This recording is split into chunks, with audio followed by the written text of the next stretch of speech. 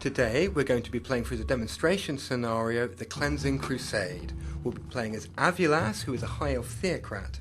He's the leader of a group of elves who live in the forests, and whose land is being threatened by an encroaching blight. Now, the first thing we're going to want to do is to choose a research path to take. In Age of Wonders 3, each player has a main class which defines the style of gameplay which they were going to use. A Theocrat is a sort of priest, so his main focus is inspiring his people to wage holy war against his enemies. And the skill we're going to choose to research will be this one, Purifying Burst. This is a battlefield-wide enchantment which will remove negative effects from our units. Now, as we can see, as we look around our domain, we have a sort of blight coming in from the north. This is a bad thing since it's going to reduce the amount of income we get in our cities, so we're going to want to do something about that by casting a spell. Now, Avulas, not only is he a Theocrat, he's also taken the Creation specialization, which gives him access to this spell, Cleanse the Lands. This will allow us to remove the blight and replace it with a temperate landscape, which his people prefer. However, that spell is not going to be ready until next turn.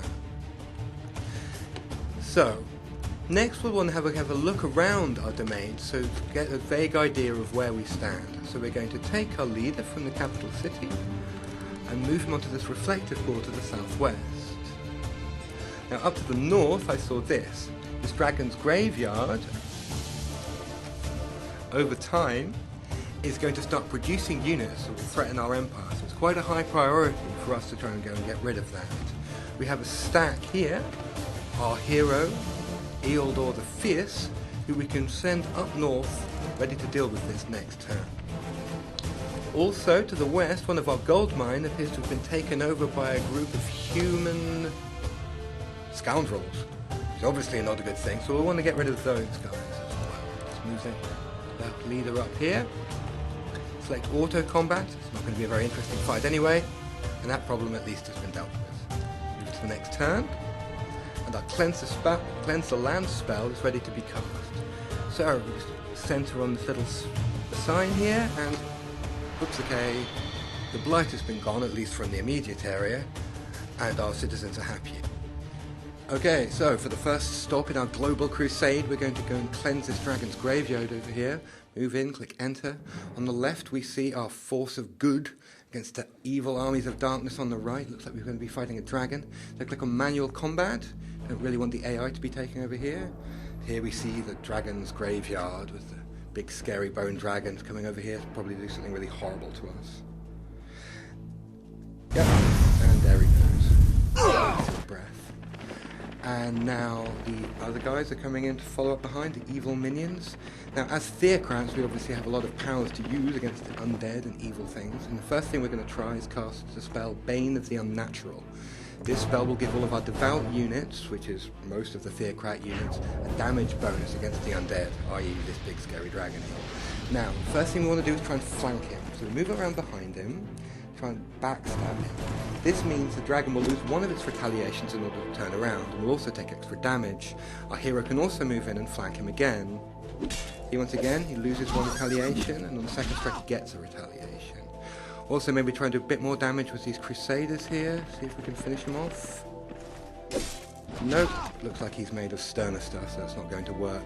Now, we do have other things that we need to deal with, so we're going to use a little trick that the Theocrat has, which is the convertibility of the Evangelist.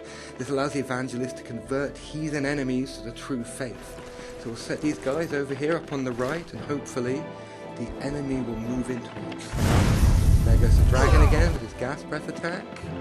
And here comes an assassin right into the jaws of our little priesthood we've got set up here.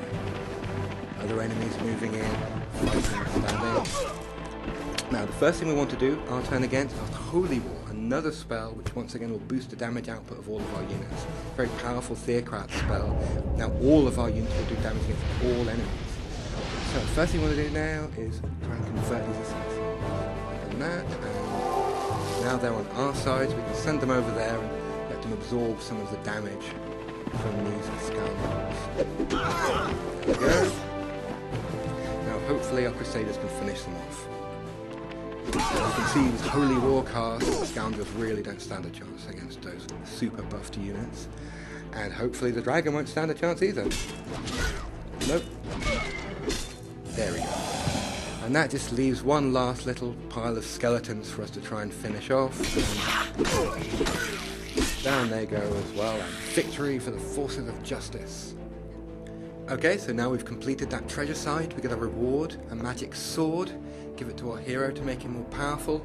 And now we're ready to bring the light of faith to the heathen masses across the world.